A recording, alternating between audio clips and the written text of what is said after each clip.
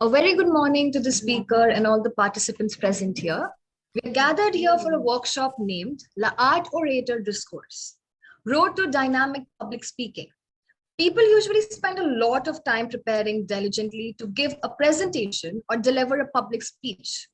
Still, a latent stage fright manifests suddenly when facing the audience and hampers your flow of thoughts. So here is an opportunity to attend a session specially designed to strengthen your oratorial skills and train you with voice modulation to captivate your audience with confidence. We have a fluent speaker with us, Mr. Subramanian Sankaran, who is a founder and a principal consultant at Simpact Consulting, also a senior consultant at BTS Sweden, director, Heartfulness Institute, which is a non-profit organization, and also a managing trustee of MAPSAS, which is also a not-profit organization. Welcome, sir.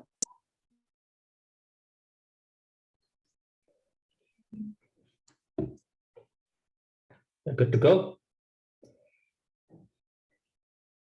Yes, sir. You're good to go. All right. Thank you. Thank you for that brief and pithy introduction, Ayushi. And a very hearty welcome to each and everyone who has joined in from various parts of this universe. And let me quickly share my screen and jump into the meat of the program. Just give me a thumbs up if you see my screen up. Yes, sir. Your screen Yes. is up. Okay, wonderful.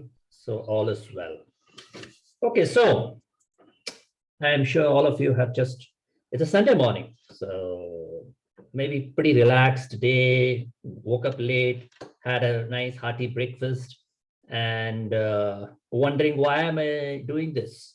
Why am I spending what I should be doing somewhere, chilling out with friends, having a nice gathering somewhere over a cup of tea? And what am I doing sitting in front of yet another Zoom call? Okay, for that, we need to do a little bit of an exercise. So I'm going to immediately get you into a very simple, what we call a meaningful pause. Okay, so let's do a little bit of a centering exercise. I'm going to ask you to do a very simple thing of just closing your eyes. Just close your eyes and just stay with me. Drop your shoulders. Just relax completely, let go. Unclench your jaw. Become very conscious about your breathing. Breathe very deeply, very slowly, gently. Become very aware of your own self. For this next hour and a half, just make a little resolution that I'm going to be present. I'm going to be absorbed. I'm going to pay attention. Much of what comes my way may be something that I already know, I'm familiar with. I have Googled enough about this. But just open up to the possibility of something new coming your way. Something that maybe reinforces some of the things that you're already knowing. Something that will endorse what you're doing right and give an opportunity to correct what you may not be doing right. Some refinements, some tuning. Just consciously dump everything else that's going to distract you. And just get more and more centered, focused, and settle for a meaningful session.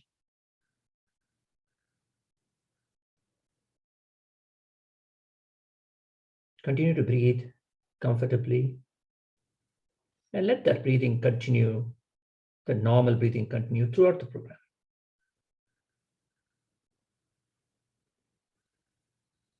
This way, I'm also safeguarding the possibility that in case I do some goof up, you continue to be centered, you don't notice it. And I also will be breathing normally as much as I can as I share what is coming next with you all. because this opening is important for us. How we prepare ourselves, both from the speaker and the listener perspective, will decide how the rest of the program goes. So the opening, very crucial. The first few minutes, extremely important in any public speaking. You may open your eyes and just scan yourself and see how you're feeling right now. And if you have access to a chat, go ahead and put one word that describes how you're feeling right now. The word is feeling, not thinking.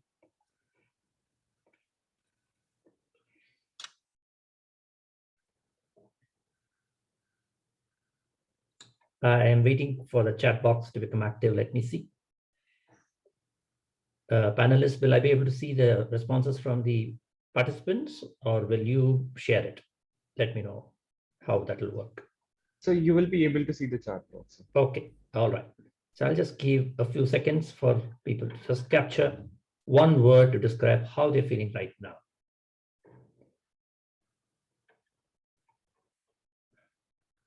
Be honest. If you're already feeling bored, that's fine. That's perfectly normal.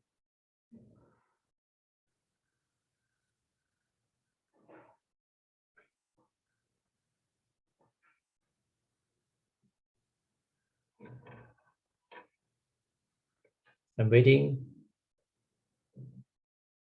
Is the chat box active? Yes, sir, it's active. Okay, fine. So it looks like people have gone into a nice little snooze in that little pause that I gave them. Wake up, folks. Let's get some responses. Panelists, you may want to trigger the responses by sharing what you are feeling right now. Give me a word.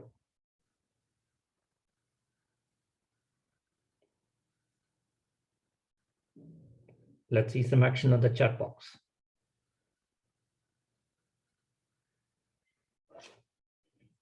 And I have this very huge challenge of only my image appearing on the screen and not any other person on screen. So this is not going to be an easy journey for me. Ananya, Divya, thank you for opening the chat. Energetic, mixed feelings. Thank you for being honest, Ananya. That's a good place to be. Okay, so do bear with me, because if not a single video is open to me, I am speaking into a universe of darkness, only with names. Don't thank you for coming on screen. So actually the cameras has been disabled for the participants. If you would Okay. like that to be enabled, sir, I can ask. So, but to maintain the decorum throughout the workshop, That's it fine, is no problem. disabled. Even if I see a few faces, that's good enough, because I feel So I will comfort. keep my camera on throughout. I feel comfort. Otherwise, I feel very lonely here, you see. Yes, Yes, yes, yes. So yes, Dr. Vinay Kumari, good morning. Welcome. Okay, yeah, there are people with a little bit of access issues. No worries. That's how any program starts. We have this starting trouble, adjusting trouble, all these issues, which is all perfectly normal in this digital world. So let's put that aside now and come back to why we are here and what is that we plan to do. So we start off with a very nice quote. Let's put it this way. This always sets the context well.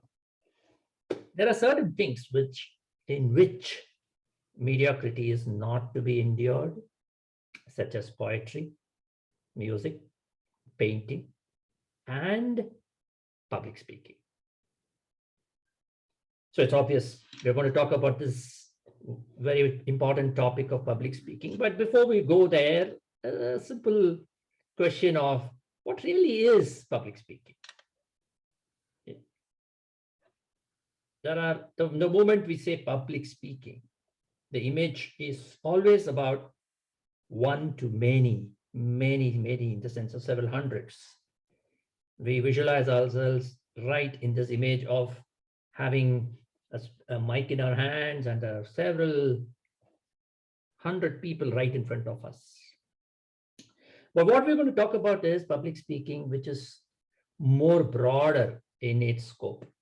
We are talking about public speaking which involves anything other than talking to yourself. So it can be one-to-one, it can be one to a few, it can be one to several hundred or several thousand, doesn't matter. It could be to people that you know very well, it could be to perfect strangers.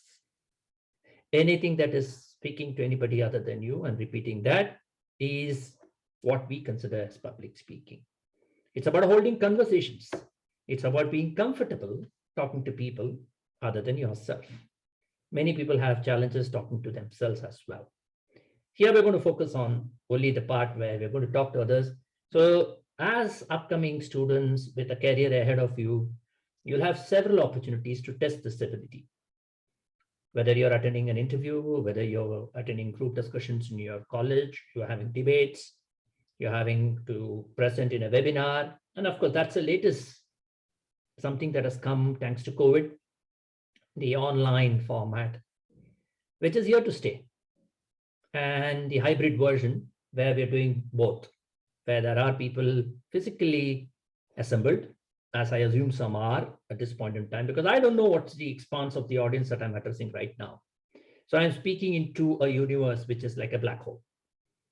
I don't have any way to get a feedback, which is an ideal world that I've always been very comfortable with, where I can see who are the people who are sitting in front of me, and I'm able to gauge their response and their receptiveness. Here I am talking to, again, as I repeated earlier, to a black screen, barring one or two videos. So it's an interesting challenge. And initially I had a lot of challenges accepting that, because I was so used to this one-to-one, face-to-face, and what we call warm body exchanges in a proper conference hall or a classroom or in an interview room or in an office room, or for that matter, even over a coffee in a coffee shop. But we're missing all that now. But we're learning to adjust, right? And master this whole idea of how do I hold a conversation? How do I hold the audience interest long enough to convey what we have come there to convey? That's all there is to it in public speaking. The intention is to convey something that is of value to them, which we feel we are in a position to share with them. So if you take away the words public and speaking and just look at it as a simple conversation, or even for that matter, sharing of a story, sharing of a narrative, that is what it's all about. And we are looking at how do we master this skill? But not all of us are born with that ability. Many of it are largely acquired skills. It's like how one compares in the Indian cricket context, which obviously is the most favorite topic for many of us here. But for those who are not familiar, just bear with me, because that's the most common example we draw upon, which is two players.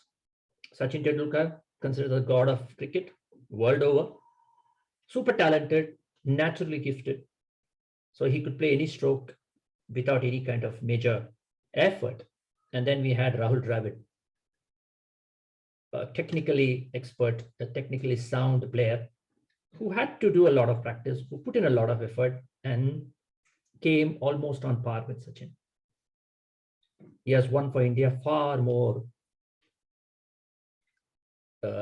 matches than what Sachin could. But Sachin is considered the god of cricket simply because he was gifted, he was talented. But on any day, I would say, hey, Dravid is more dependable. But that's my personal choice. But the more important aspect is about how he mastered all his strokes, though he was not born with the ability to do that. So what we call deliberate practice is what is far more important to mastering than anything else. And I remember a very interesting story that a friend of mine, a co-facilitator or master facilitator at that, shared about his brother, who is a karate exponent. And he was practicing a particular form of karate, which required him to practice for 7 years to attain one level of that particular form of karate. And they used to get a belt to recognize each level. So every 7 years, if you did it right and you accomplished what was set to accomplish, hit all the ticked all the boxes on that particular 7 years, you'll get a belt and you'll be called first degree Dan, second degree Dan, third degree Dan. So this gentleman had reached fourth degree Dan. So that's 28 years of practice. He hadn't met his master or the sensei ever before, because he was using the local teachers in the UK to train him on this particular form. And this fourth Dan permitted him to go to Japan, which is where his sensei resided. And he was invited to collect his belt and a certificate in person. So he was super excited.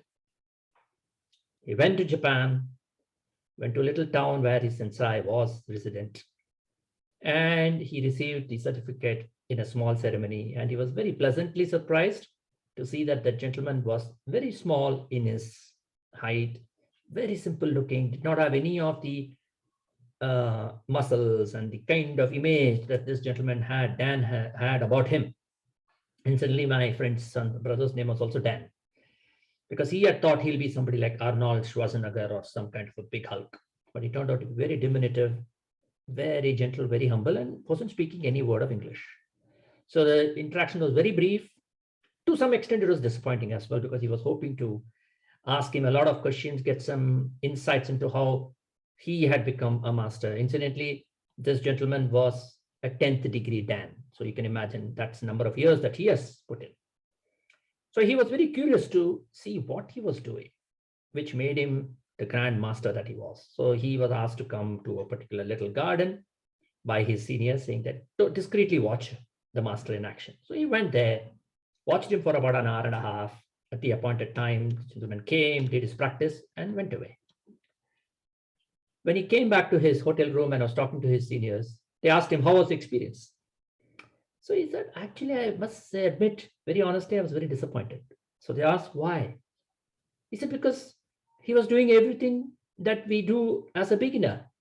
He was just doing the basic kathas and the basic hand moves, the basic breathing exercises for 1.5 hours. He just did that. And he walked away. I was hoping that he will levitate, he will chop a few trees, break a few bricks, show his prowess. Nothing of that sort happened. So one of the seniors, who happened to be quite conversant with the master's ways, smiled gently, and he told, my dear Dan, do you know what mastery is and why our sensei is called the Grand Master? So Dan said, I'm sorry, I have my doubts now about what mastery is. So the senior gentleman told him, mastery is nothing but doing the basics extraordinarily well. Think about it. What is mastery? Doing the basics extraordinarily well. Now think about, why is this quote so important to us? What does it mean to all of us? I just want you to just think. I may not get a feedback, that's okay. If you have a comment, please add it in chat. I'll take it as it comes. But think about it. What we're going to do now is all the basics. What we're going to talk about is all the basics. It's all about you doing it extraordinarily well. And that requires practice, practice, practice. Nothing more. It requires discipline. It requires courage, and it requires humility. 3 things: discipline, courage, humility, for you to master anything. Now, let's look at what are the challenges, because the moment we use the word public speaking, it triggers a certain reaction involuntarily. We talk about dynamics of public speaking and dynamic public speaking, 2 things. So I'm going to talk about the dynamics. Now, dynamic public speaking is a nice sounding word, but what does it really mean? For that, I need to understand the dynamics. So what are the challenges that people face when it comes to public speaking? Any words that come to your mind? What is the challenge? Please put on chat. What are the challenges that you think you have when you're asked to address a public? And remember, the word public now is anything more than you, anybody, maybe more importantly, people whom you don't know, on a topic perhaps you don't know. How do you manage that?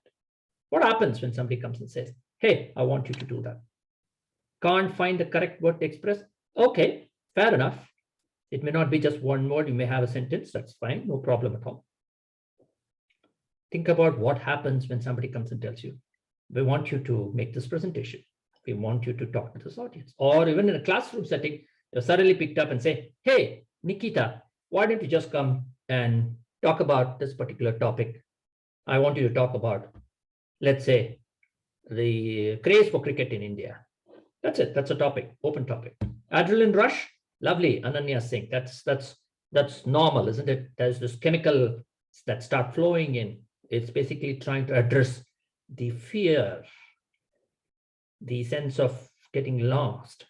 And there is a chemical action that happens in our body, right? So the adrenaline rush is nothing but the body trying to cope with a fear. And the fear of what is going to happen next. Instead, there's a word to describe this fear, specifically in the context of public speaking. It is called glossophobia. And I believe that it affects 3 out of 4 people in this world. So you're in good company. So, when I was just reading up on this particular glossophobia, it says that more people are victims of this than fear of death, spiders, darkness, and claustrophobia put together. Claustrophobia is fear of enclosed spaces. Incidentally, it's also the basis, fear is also the basis for negative emotions like anxiety, nervousness, despondency, and even anger. Where does this fear come from? It comes from this part of the brain, the primordial part of the brain, which we call the reptilian brain, which is conditioned to keep us safe, survive, and thrive.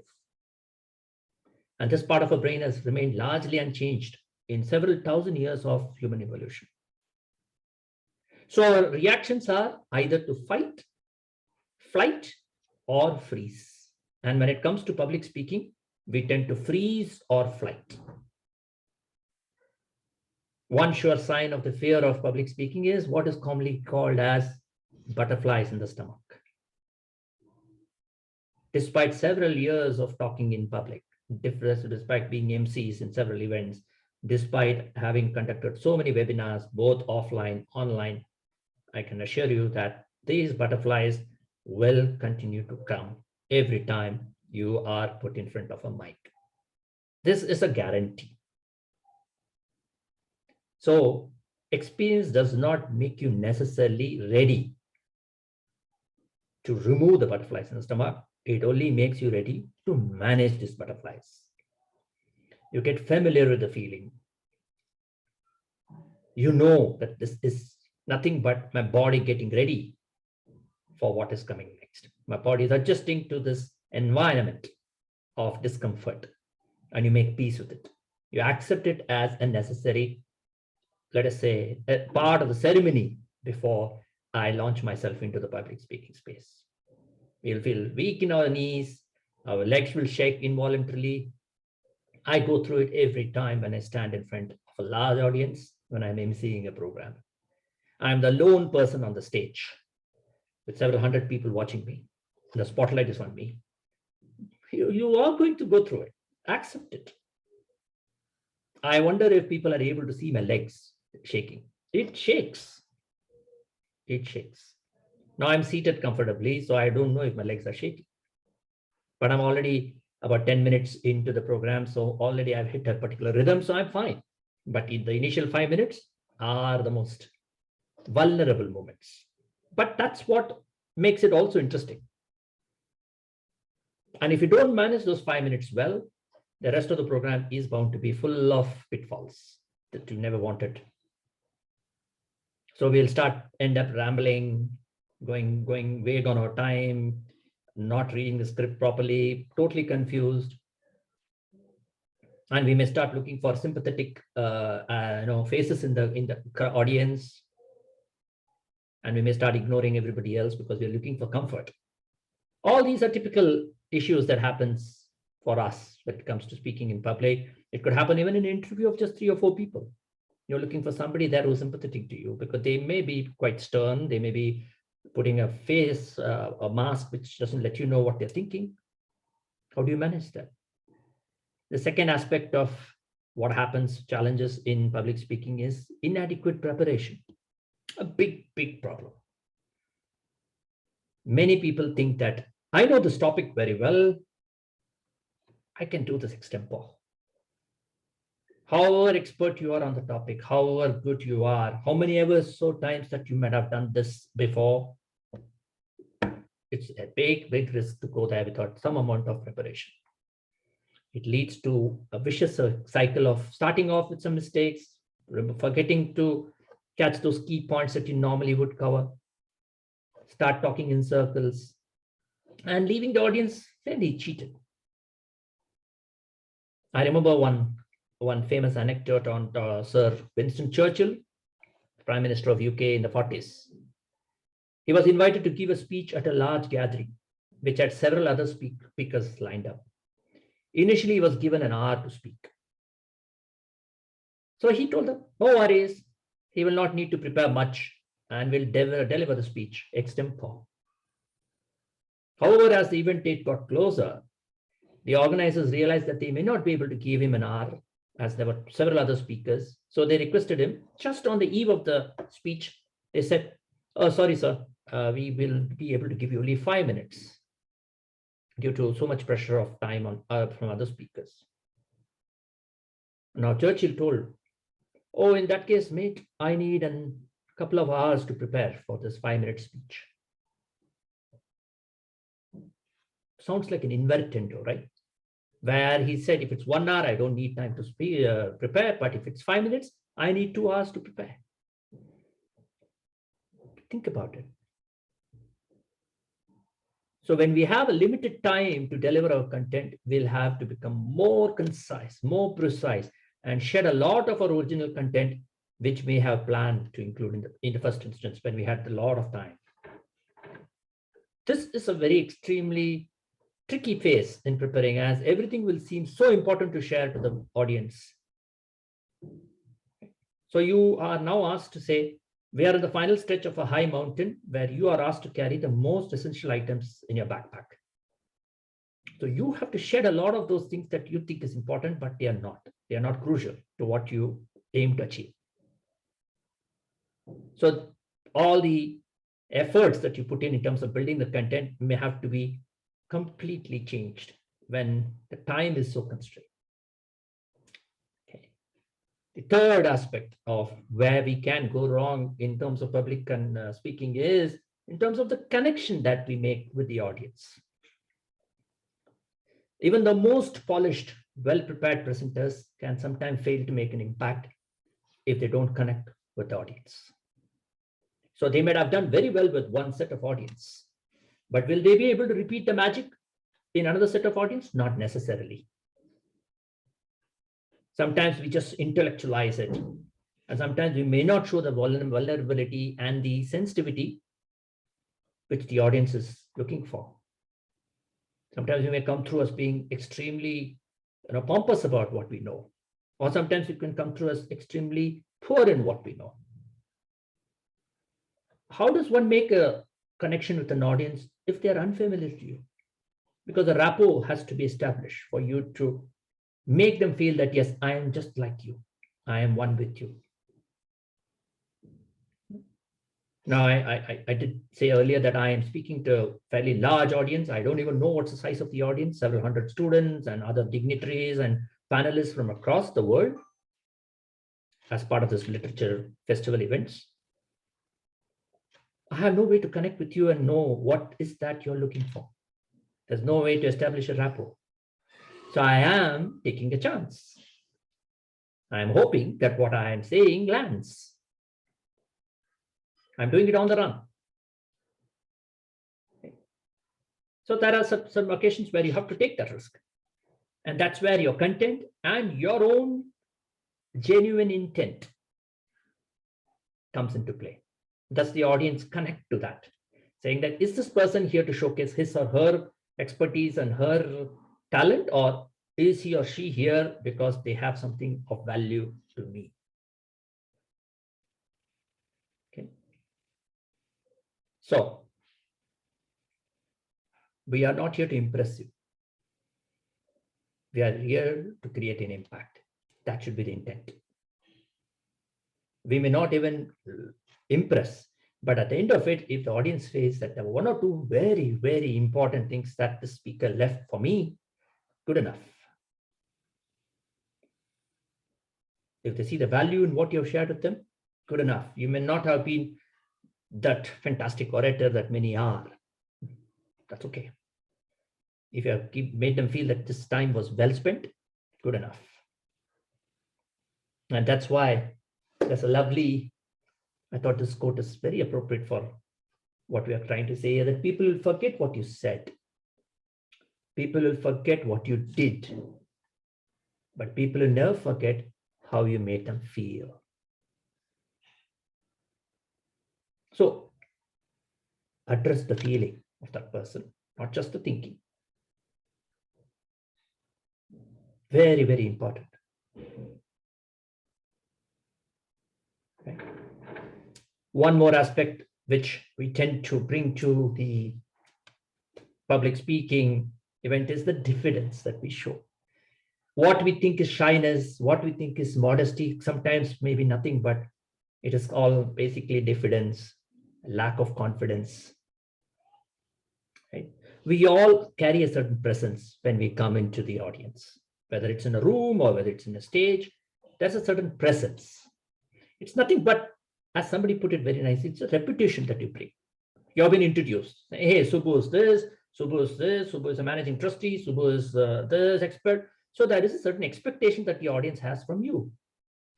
Now that expectation can be quite heavy on you because now you have to deliver on it in a very short time. You have to endorse it with what you say and what you do and what you convey. So the vibrations from you is reaching the audience. Is it positive? Is it negative? Is it confidence? Is it diffidence? So it all boils down to self-image. Is it poor self-image or is it confident self-image? So when you look at exceptional presenters who speak with presence, they just don't have a powerful message, a clear objective and strong intention. They are also willing to do whatever it takes to connect with your audience in a way that they will be thankful for. So depending on the kind of audience, they will adapt themselves. If it's a young audience, they will go with energy. They will, be very actively present in that. And if it's a very sober, senior kind of folks, they will adapt themselves to that audience accordingly, saying that we will withhold our energy and make it very moderate. So that ability is something that comes with experience. How you use your body language, how you use your voice, how do you use gestures, movements, they all will convey what kind of a presence you have with the audience. That requires practice, of course. And then, of course, the most common problem of all public speaking events, I'm sure you suffer that even in your classrooms. There are people who can go on and on and on, rambling forever, losing track of time, not keeping a watch on how much time they have spent. And I'm conscious of that myself because I know that I have so much time and I have only so much left. So it requires serious discipline to start on time, number one, pace the speech and the delivery so that you close on time, or ideally even before time. But if you're not trained or not prepared, it's impossible. Because you really don't know how long you're going to take unless you've rehearsed it, unless you've gone through each slide or each presentation that you have gone through, seen that this is my opening, this is my body, this is my closing. If you're not practiced, you will never be able to close in time. So what happens? The audience become restless, they become listless, and they switch off. And today in this digital world, you don't even know any which way whether the audience is switched on or off because their video is off, their audio is off. So holding the attention of such an audience is even more challenging than when you're facing them in a very physical environment. So what we can do, very simple, is to just make sure that we keep to the time and spare the event organizers also the embarrassment when they see that the speaker is taking much longer and eating into the time of the following speakers. So there's a double whammy here. You lose the audience, the event organizers are in a diss, they don't know what to do, they can't come and draw the mic out of their mouth. So it's basic courtesy for us to make sure that we finish or stop in the time given to us. And then the final one, the biggest one of that, is our self-limiting beliefs. The word is very strong. There are several self-limiting beliefs that we have. These are all shaped by our experiences, our education, our conditioning, our family inputs, our friends, the peers that we interact with, the community that we grew up in, our biases, both conscious and unconscious, what we have been educated, what we have learned, what we have seen from the world outside us, and of course, Google, Wikipedia, Instagram, WhatsApp. All these are the new influencers in our life. We trust them more than we trust our educators. And that creates a lot of beliefs which are not based on experience. These are just hearsay. And because many people say it, you start believing it as a truth without having experienced it. Some of the most, let me ask you, just to take a pause and ask you, what is one self-limiting belief that comes up immediately to you? I'll give an example. I'm not good enough. That's one common self-limiting belief. Think of a few more. Let me hear from you. What other statements, what you call voices in the head keep playing at you, which becomes a limitation for you to do what you should be doing, what your potential is to become? Go ahead. Let me see a couple of comments on that. What are the self-limiting beliefs that you also can relate to, or you heard others say, not necessarily yours? Use the chat box to share that with me.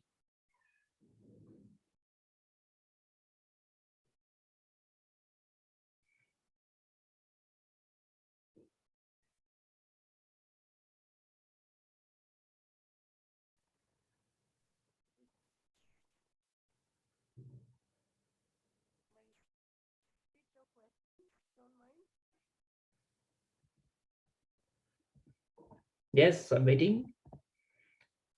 Is typing on the keyboard a self-limiting belief? I can't type fast enough. I can't respond fast enough. We often feel hesitant whether our work is apt or not. Nice point, isn't it, Divya? It's about the perfectionist in us. We want to be perfect. We want to get it right all the time. We want to cross the T's, dot the I's. You want me to repeat the question, Vinayaji? My question was, what is one self-limiting belief that you have? Obviously, the context is public speaking, but let's broaden it and say, what is it that I let myself be carried away by this little voice in my head, which says, for example, I gave an example, I'm not good enough to do this. Divya says that I don't feel I get it right. I can't get it perfect enough. So what happens? It puts you in a state where you don't even try. Frankly speaking, are you completing the sentence, or frankly speaking is the self-limiting belief? I love to be on the stage. Okay. Oh, fair enough. Fair enough. We're talking about limiting belief now. Pronunciation. Yes, you believe that my pronunciations are not good enough for the audience.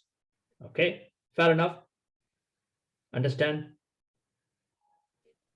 Could be public opinion. Okay. Yes.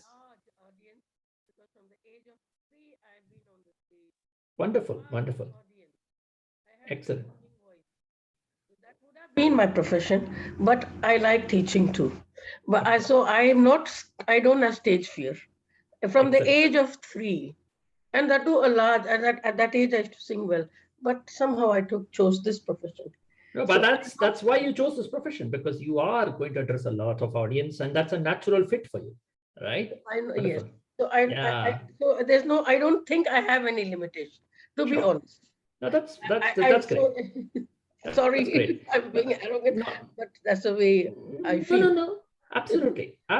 We are talking to students who may have this. Even like you, I feel bad when, when students are less or they are inattentive.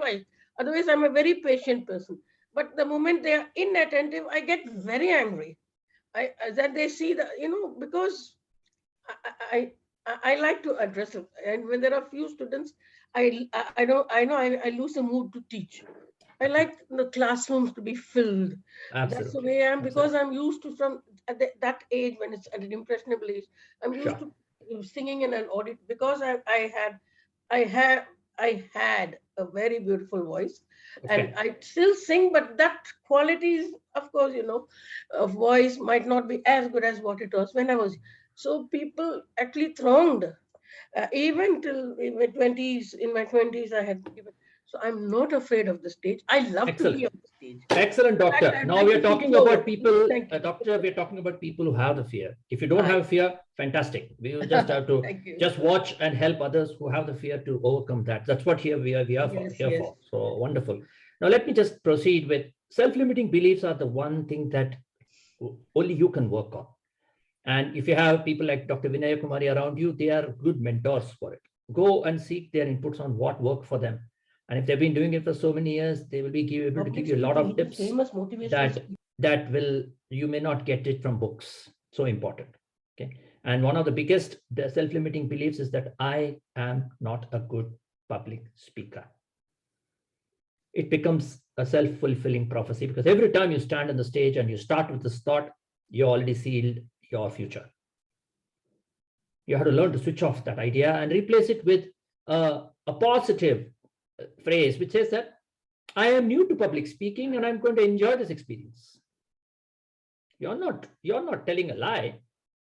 You're only giving a positive input. The brain is very, very deceptive. It can be deceived.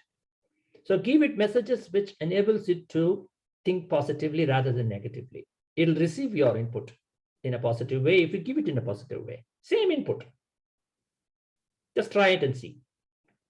Now let's talk about the positives as to how do I look at the positives? How do I get better at presentations? Divya Jain writes, as in what would people think about what we speak?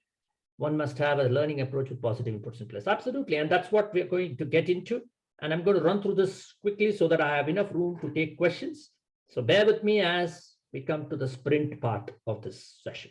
Okay, I spent a little time on the challenges because that's common. I may not have exhausted all the possible challenges. I just touched on a few. The idea is not to make you a master by end of this session. It is just to open up the doors for thinking, open up the doors for self-reflection. The awareness that, yes, there are ways to work around problems and become good at what we are doing. So let's talk about what are the key aspects of presentation. Okay. So the first one, the first and foremost is body language. Now, this is just a quick representation of how a body is like a tapestry. It's like a canvas. You look at me now, my expressions, my hand. What am I sending? What signal am I sending? What my eyebrows are saying, what my face is saying, what my mouth is saying, what my ears are saying. Every part of my body is giving something, some signal out there, right? Especially our eyes. Unfortunately, the digital world, we don't get to see that much. But in the real world, eyes play such a crucial important. Where I keep my hands, where I keep my legs, is it in my pockets? Am I fidgeting? Am I touching my nose? Am I doing this? Am I adjusting my hair? Everything has a certain message.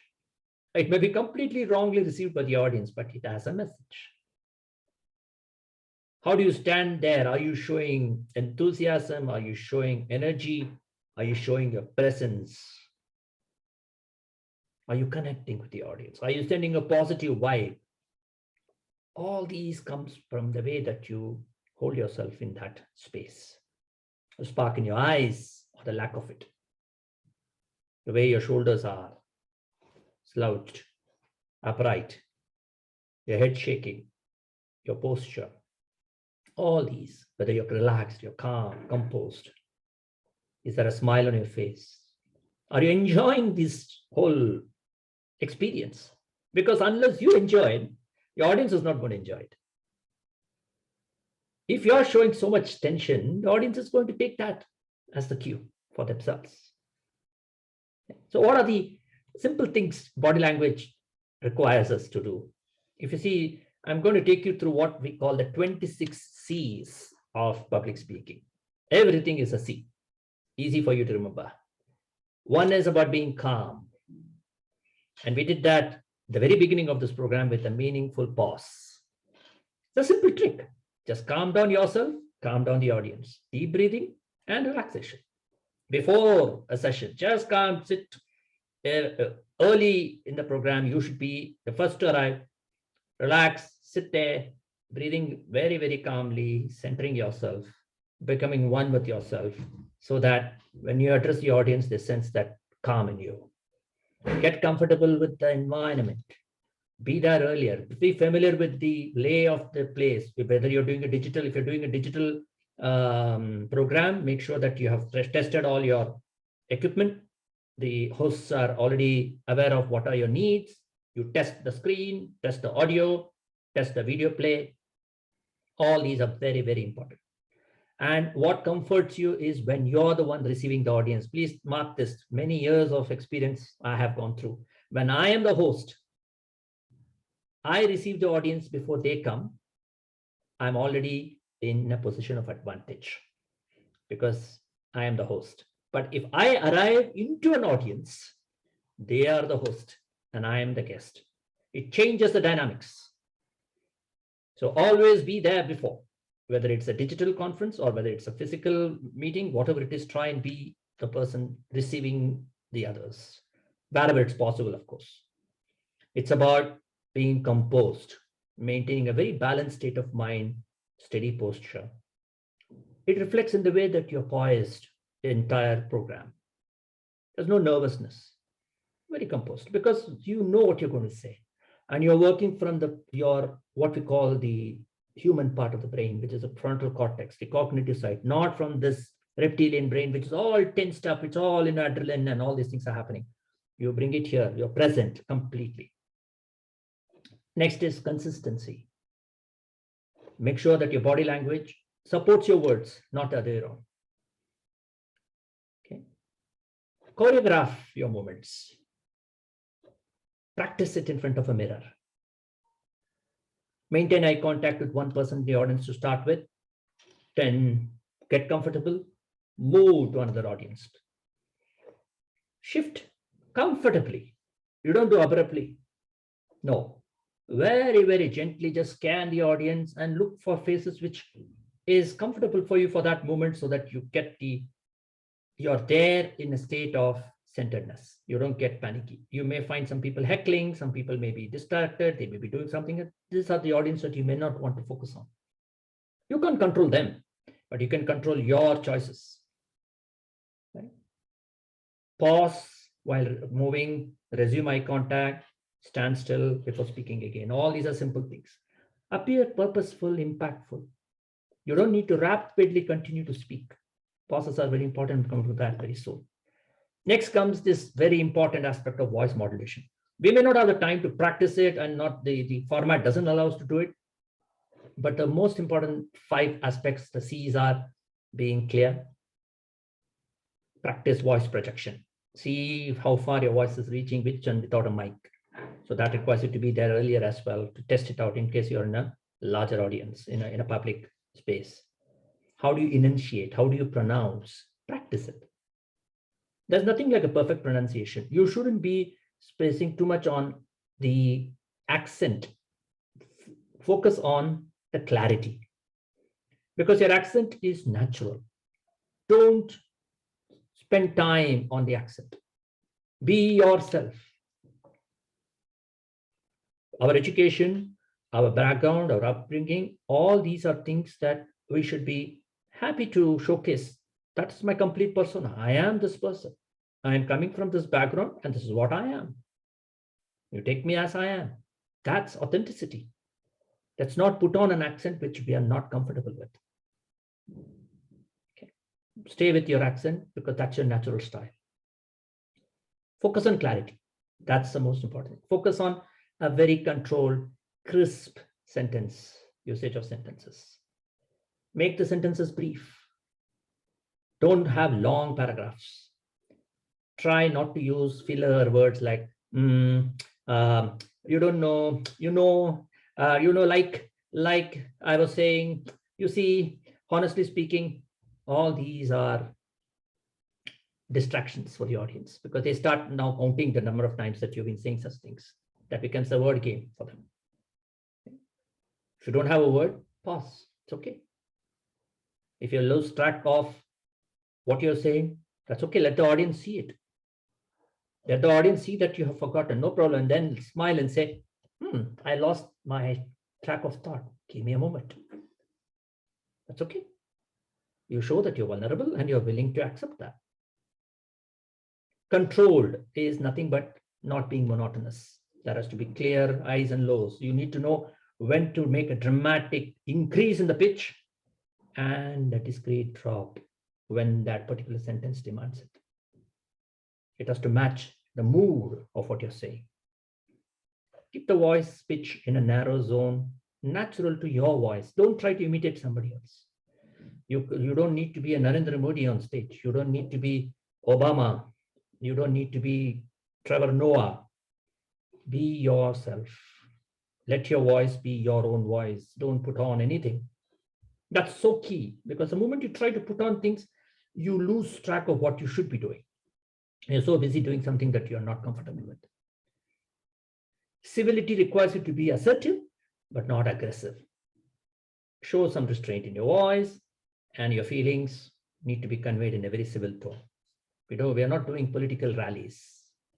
There it requires a different kind of speech, different kind of encouragement. Okay.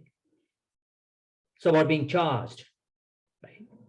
Visualize yourself that whatever ideas you're conveying are touching the hearts of your listeners. Think about it. It's so important that they receive it heart to heart as well, not just cerebrally. Speak gently and softly and see how their thoughts also change accordingly. So nice, again, a pertinent quote here. You can speak well if your tongue can deliver the message of your heart. Now we come to a very important aspect of any kind of conversation, not just public speaking, which is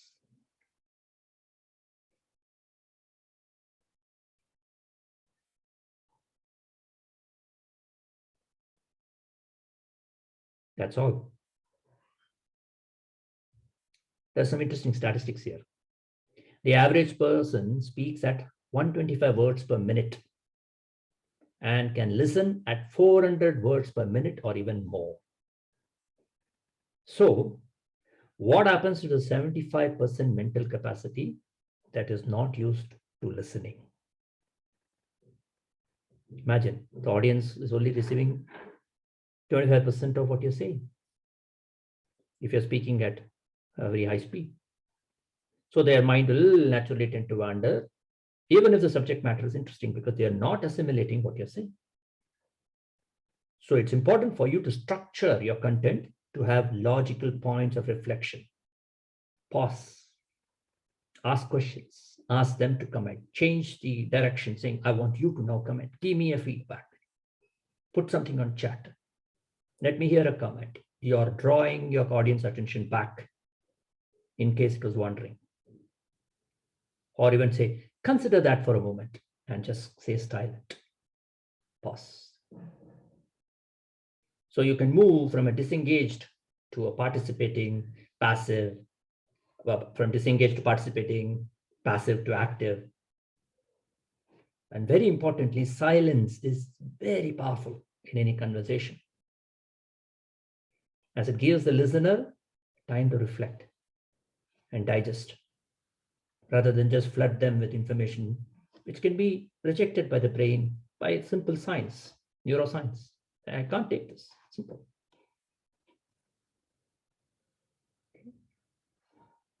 Pause. Never forget this. Pause gives you poise. It gives you time to reflect in case you're losing track of what you're doing. You will get the ability to bring back yourself to that state by just pause. Again, a quote relevant to this. Let the speech be better than silence or be silent.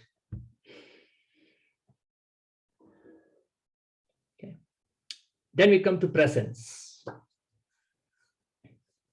Presence, as I said earlier, is nothing but the reputation that you bring when people talk about you. When you introduce, what expectation has been set, what people anticipate they're going to get when you show up. Do you exceed it, meet it, or fail? So there are multiple things here. It's about being current. That means your talk, your methods, everything should be in vogue. It should be in tune with today's what's current, what's trendy, and the environment that you are in. It should match that. So you can't go with a PowerPoint presentation in an audience where people don't have the technical know-how to go through that PowerPoint presentation with you. You go there and speak without the technology. That's fine. Or you go to an audience where just got all the technical savvy and you prepare nothing. You just go and say, I'm going to speak to you face to face. Doesn't work. It's also about being charismatic, where you let your natural personality shine through, where you are the person that you truly are. You're not somebody else, not a robot, but a very, very natural human person. It's about being courageous, being spontaneous, and willing to go off script. Sometimes some people may ask you some questions where it may not be part of a script. You should be willing to go and talk about it, right? Because it builds trust, it builds some confidence in the audience as well, right? Credible and all that we have talked about. So it's all about how do you let your true persona connect with the audience. And then we're talking about empathy. It's about how much you care for the audience, avoid humor or culturally specific references that may offend the people. Make it conversational. Make it feel that you're actually just talking to that one-to-one. Even though there may be several people, they all should feel, oh, he's talking to me or she's talking to me. That connect is so important. Show compassion for the fact that these people come from a different background, and so be open to the idea that you may have to adjust your thinking accordingly. Be aware of the context. Be connected. Be careful about what you say, choices of words, right? This is what makes you empathetic. And then the more important thing is, what impact is that I'm going to leave with my audience? How can I keep it concise? How can I make my delivery compelling? Use proper data, use statistics, use correct anecdotes, and speak to the audience in terms of what is in it for them, not for me. What is in it for them?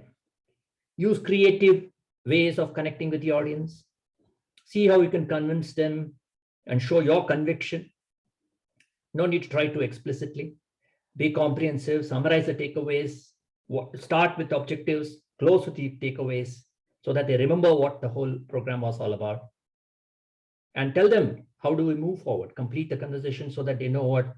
And very important to set at the very beginning, what are the expectations of the audience? Ask them, what is that you're looking for? Right? When you have an opportunity to do that, that's the best way to do it, because you've got their buy-in upfront. They are telling you, this is what we want from this program. So you can tailor your program suitably. You can manage the delivery so that the expectations are already there. And at the end of the program, ask them, did I meet your expectations? Don't set too high an expectation from yourself, but make sure that you understand what the audience expectations are. Take it easy. You're not going to be measured for life by these experiences. So it's okay. Okay. Make sure that you leave the right impact. Coming back to preparation, make sure that you prepare well. No amount of preparation is good enough. It's always thoroughness and preparation.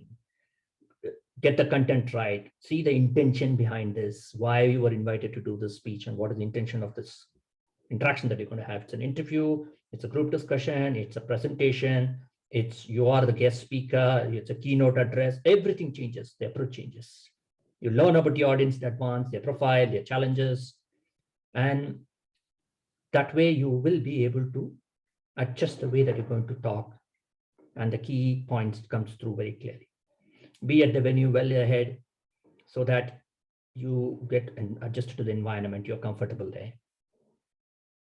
I remember Jerry Seinfeld, Trevor Noah, all these are extremely acclaimed comics and stand-up comedians. They come and test their materials several times before they go live.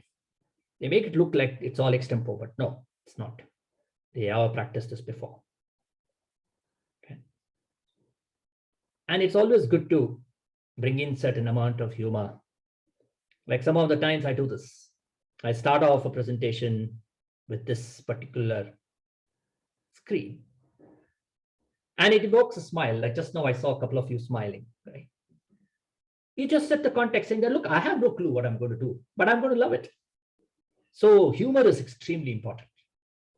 Okay? But remember, you're not doing a stand-up comedy show. Don't beat yourself up, or don't try to beat up the audience. That's the worst thing you can do. Don't be sarcastic. Don't make any inappropriate jokes. You're not here to tell jokes. The humor has to be very natural. It has to be very, very contextual. So I'm going to tell you a story in that context here. Okay. There was this camel calf, a newly born, say a few weeks old, let's say, talking to its mom. Okay. And it asked the mom, Mom, why do you have such long eyelashes, curly eyelashes? So the mom is very pleased to see the child showing so much curiosity. It says, because we have to walk in the sandstorms in the desert. So these curly eyelashes prevent the sand from entering our eyes. Then the calf asked, why do you have the spindly legs? You're so ugly looking. So the mom indulgently said, oh, this is to help us walk through those slippery sand dunes. Only we are able to walk in those sand dunes thanks to these legs. So next question was, what about the hump? That really distorted piece of body. What is this all about? So mother said, we have to store water because we have to go several weeks without water. So that's where we store our water, and even sometimes our energy there, reserves. And then what about the lips? They're so thick, they're so ugly. So that allows us to eat those little food that we get in this barren deserts and avoid the thorns hurting us. And this continued for a while. And then finally the calf said, Mom, you're telling that we have all these wonderful features for us to navigate in the desert, but what are we doing in a zoo?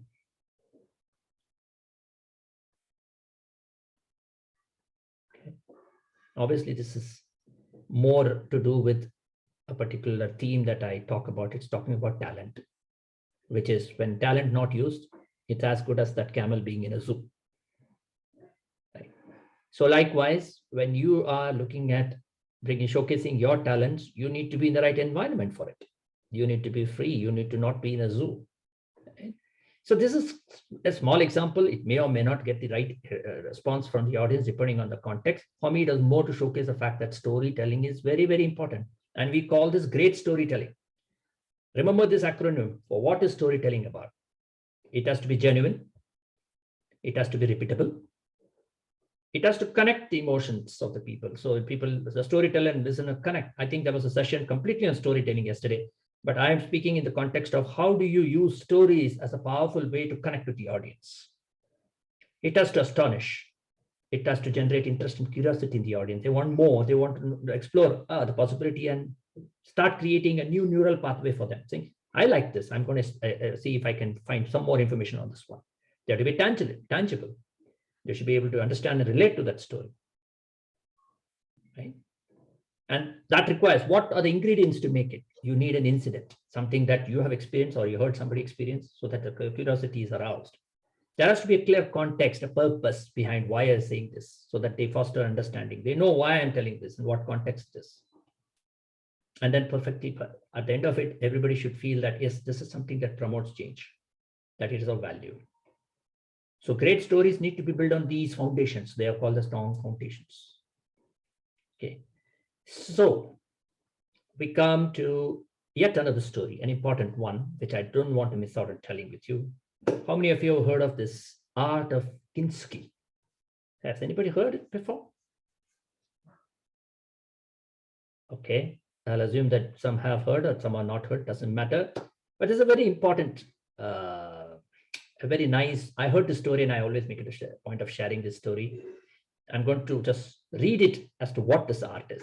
It is about, when it comes to repairing broken ceramic bowl, actually it is possible to give a new life to pottery.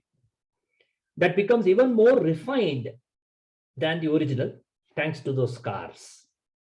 So this Japanese art of kintsugi is about how broken objects are not something to be hidden, but to display with pride. So when a ball or a vase falls and breaks to pieces, we throw them. No? Typically, we throw them away angrily. Yet there is an alternative that highlights and even enhances the breaks, thus adding value to this broken object. And that is called kintsugi. This traditional art uses liquid gold to bring together pieces of broken pottery items. And at the same time, enhancing the breaks, the technique consists of joining fragments and giving them a new, more refined aspect. Every piece is unique because of the randomness with which the ceramics shatter and the irregular patterns formed. And these are all enhanced by the liquid gold. So many of us, if you think, have had low points in our lives. We tend to hide them away with shame and embarrassment. A low point is a moment where you can learn more about yourself, on what strengths and values were present that helped you and support you back onto your feet. Those are those golden liquids that hold your life together. The scars are something to be proud of, not to be hidden. You say, those are my strengths and those values that enabled me to navigate through that difficult time of my life. As young students, you will face these challenges. Don't let these pieces just fritter away. Bring them back. Integrate yourself. Make your values, make your strengths, make your relationships that golden liquid that puts these pieces together and makes you the person that you're designed to be. So here I'm going to pause and tell you what are the key takeaways summarized. Anybody wants to take a stab at just telling me what are the key takeaways? Which are the things that sort of resonates in you as we just come to the close? There's one or two words that comes on recall, saying these are the things that I am going to take away. But we can't take everything away. Go ahead.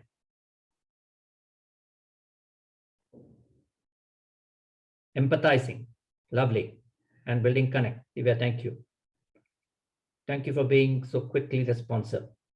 Any other takeaways? Confidence. Yes, thank you, doctor.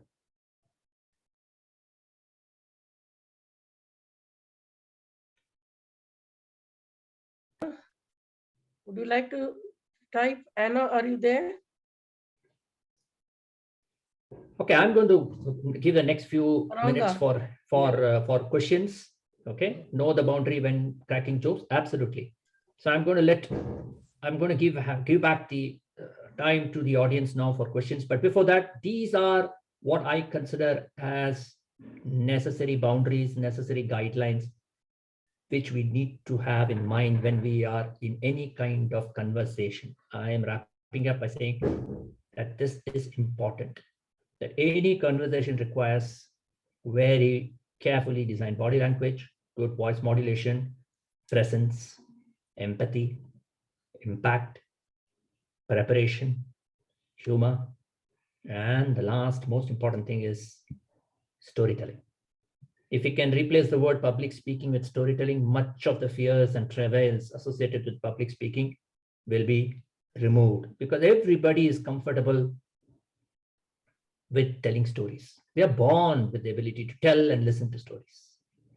So just throw this whole notion of I'm going to do public speaking and say I'm going to share stories and see the magic unfold. You will find that you are a master.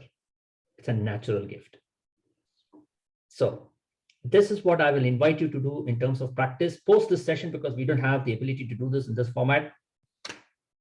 Very simple practice. Try this out. Choose a topic.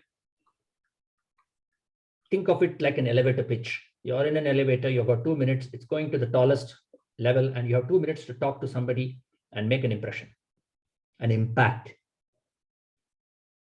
Prepare for it. Rehearse it using all the learnings that we have gone through so far. Present it to one of a friend or a peer or a family member and seek their feedback. What should the feedback look like? The criteria is very simple: authenticity, humor and lightness, clarity, engagement, stories, if they are there or not, connectedness, and if there is humility in it. This is what typically audience will look for when they are listening to a speech. Okay, so I will stop here at this point and open up for feedback and questions. Over to you. Yes. Yes, no, there is one from Norbal Paranga. He says, good afternoon. This webinar is very interesting. Okay, he is one of the international audience. Thank speaker. you. Thank you very much. You're more welcome.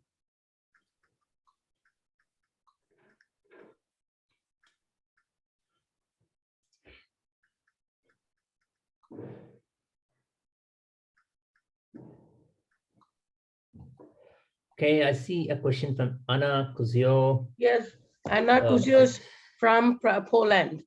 Fantastic. She's Thank from you, Anna. Poland. There are Thank a you. number of international audience here. Okay. A great presentation. Is that? I Yeah, will answer that, Doctor. Okay. She says, which takeaways do you feel the most crucial in storytelling?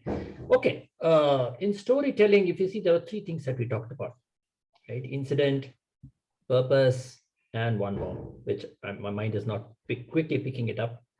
If you use that as your foundation, where there is authenticity, you're using something that you have personally experienced. Automatically, it becomes genuine. Right? The great is an acronym for genuine, empathy. Then we have replicable. Then whatever is actionable, and then tangible. So all those elements come when you have a clear incident. You are able to give. It could be something you experience or somebody else's experience. So it is genuine, and there's a clear connect that people make, and you have a reason why you are telling this. What is the purpose behind it? What is the intent that is established? And of course, what is the benefits that comes from that? When you keep that in mind, and if there is a good narrative, you're able to share it in a very nice, humorous context, ideally. Not everything can be used, humor can be used in every context, because you may be sharing a very, very dark episode of your life. Doesn't matter. The important thing is how you share it, right? So it requires practice. And as I said, storytelling is a natural form for us. We don't need to struggle too much. Tell more. Share as many stories as you can. Punctuate your speech with stories. Even in an interview, if you can make it that you're sharing a story about yourself rather than reading from your CV, the genuineness will be there. People will say, hey, this is not somebody else has written the CV and this is somebody else. The connect between your CV and you is when you tell stories that endorse what you're saying about yourself. I hope that helped. Ananya says, do you think voice modeling is in a lot in storytelling sometimes overdoes the essence of the story?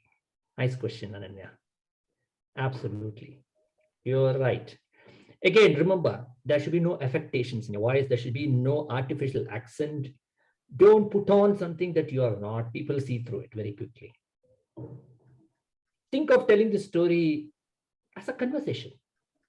You don't need to dramatize too much. If the need is to dramatize, if you are narrating in the first person, you're talking about a dialogue, it's a role play, you're talking some 2 or 3 people's role you're playing, then yes, it's a narrator, you're telling something, and you may do some voice modulations to match that person, right?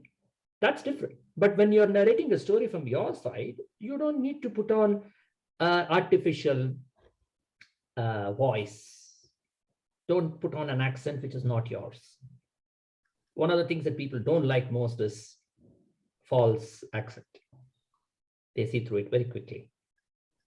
So it's okay if you come from a background where you have a thick accent, no matter what language you speak as a mother tongue, be it. Let it be. That's you. And that's what people want. Very comfortable. And one of the things that we recently noticed is that in India, people are getting very comfortable. I'm speaking Indian because this university is largely, the audience is largely Indian. People have suddenly realized that it's okay to speak with an accent. And I'm feeling happy for that.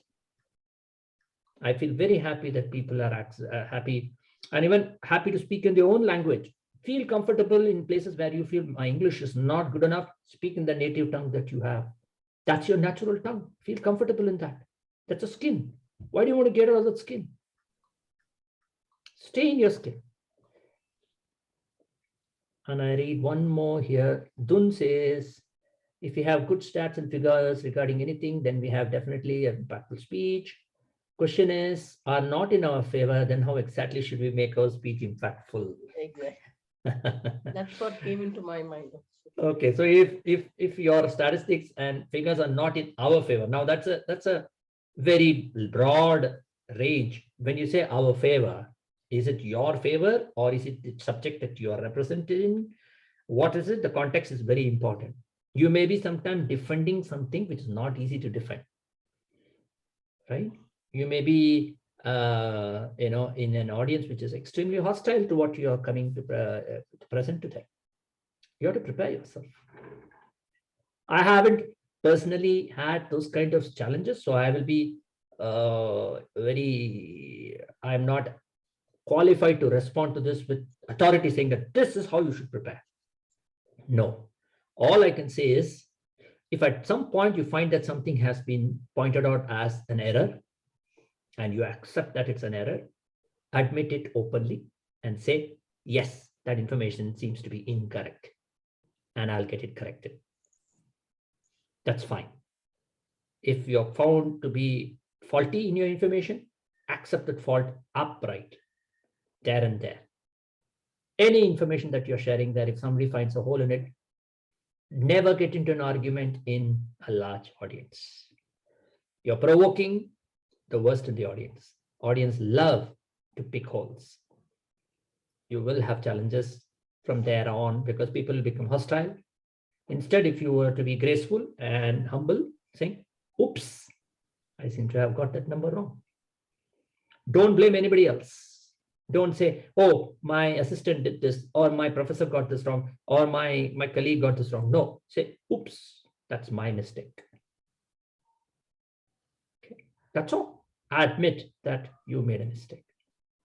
And the audience says, oh, fine, this person is humble enough to accept the mistake. It saves you a lot of anger and hostility thereafter. It's smooth. There could be many, you should say, errors and omissions accepted and to be forgiven upfront. That's all. Start off from that note saying that, look, many of this information are something that I have picked up from the internet and I'm relying on its accuracy. If there are any holes in it, please forgive me. Simple statement. Okay. You cannot set things right when you are actually doing the presentation. It's a very risky thing to do. Best is to say, I will address it separately post this session. Or if the person who's standing there and saying this is wrong, that is wrong, saying, can we take this offline so that we can complete what I have come to deliver? And I'm quite open to having a discussion with you at a coffee break or whatever the best opportunity thereafter. Okay, Dun, I hope that helped. Yes, sir. Okay. All right. So we got another 9 minutes to go. Still keeping to time. Any further questions, any comments, any feedback, any insights, anything that you felt, oh, I would like to add to this. There is something that I feel also makes for good public speaking. Please, we are all learning here. And I don't claim expertise. I just come with some experience and I'm always open to learning because this is an area which there are no full stops. It's always a comma.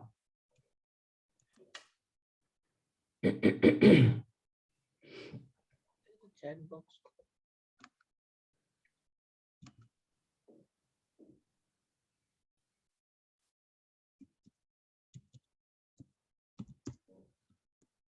Yes, Divya. Yes, sir. Thank you, sir. I have one question, if you may allow, sir. So since after pandemic, the world is growing or speeding up with digital forums and digital tablets of discussions. So in your to your perspective or to your knowledge, would you like to give some advice to the young peers, young public speakers who are wanting to pursue or learn in this field, from this field? Any point of advice that you would like to give to us to handle the situation in a better way? What I read your question is, how do I prepare for the digital format of presentations? Yes, sir. Is that what you're saying? Yes, sir. Okay. I would say it is no different from preparing for a physical interaction. Plus, there are a few more things. Everything is the same until you sit in front of the computer. There are certain advantages of the digital format. One is you're in the comfort of your own home or office or wherever you are. So that whole thing makes a huge impact in terms of you not having to get familiar with the environment. So environment is something that is conducive to you. You can have as many cups of coffee as you want on the go. There's always refreshments available to you. That's another second advantage. You can dress informally and then put on a jacket to make it look formal. That's another advantage. Okay. So many things that comes to your favor. And more importantly, you could have a script all written over and you still can make the audience think that it's all extempore. A huge advantage. Make the most of it. Script out your interaction with your audience because it cuts down the need for you to think. Your brain needs to think creatively for things which are truly creative. What is standard data, standard information, statistics? Read it out from a script. Why should you try and remember that? So that's an advantage in the digital format, that you don't need to hold a paper in your hand. You use the presenter's board, read through your script. Prepare even the questions that you want people to address and prompt them and saying that this is what I have experienced. Would you like to talk about this? So many tools that come. You can present so many imagery. You can show them videos. Tremendous advantages of the digital format. And the more important thing is that you're reaching the world, which is not possible in the physical world. Very So true. I see tremendous advantages. Only disadvantage is the lack of the energy that comes and the engagement that one can feel when you're standing in front of the audience, or in a classroom when you're talking and walking around the classroom, interacting one-to-one, touching them, shaking hands, even hugging on occasion. All this with me is having a coffee with the group. These things are the ones that I miss the most from a digital format. Okay. Truly agree. Thank you for the insights, sir.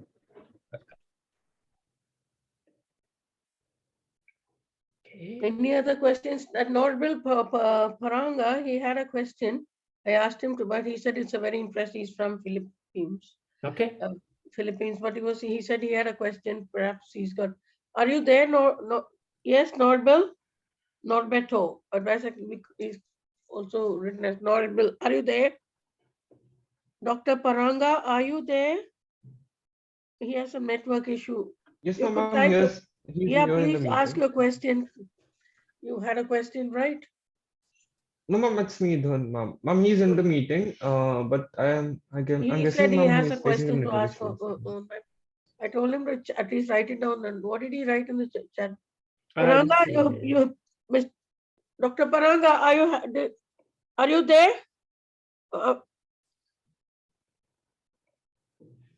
Okay. I'm now like a pilot who is now put out the landing gear. I'm saying fasten your seatbelts. We are approaching our landing. We've got 3-4 minutes left. We may arrive ahead of time. But So it's been an enjoyable experience steering through this little discussion. And I hope this has been of value to you all. The ride was good. The food was good. You had a good view of the flight was free of turbulence. Whatever little was there, forgive me for that. That is the nature of this flight. And I hope that I can see you all back in another flight very soon. I can see Norberto writing some messages here. Looks like he's having some signal issues. So he's in a different part of the plane, which is not going to land at the moment. So we'll leave him to be at peace with that. And if there are no more questions and no more comments to give, then I think we can wrap this up. Touchdown is just about there. It was really, truly an honor and a privilege to be part of this festival. I wish it continued success, and I'm sure you folks are going to have some wonderful story sessions. I call them that, the story sessions coming your way, unfolding under the able stewardship of the organizers. And thank you, Dr. Vinaya Kumari, for inviting me. Absolutely. I have to thank you actually, because let me start by saying I wish this plane never lands. Keep on flying, because it was such an alluring, mesmerizing, informative, such an illuminating talk. You touched on various aspects of public speaking. I'm sure those who's creative, you have awakened the creative brain in each one of us. It's not the ones you see here. There are someone told me students are listening on together on a boat. You have a wide audience. They're all many of them wrote to me that such a wonderful speaker. We want to hear more of him. I said, yes, he is.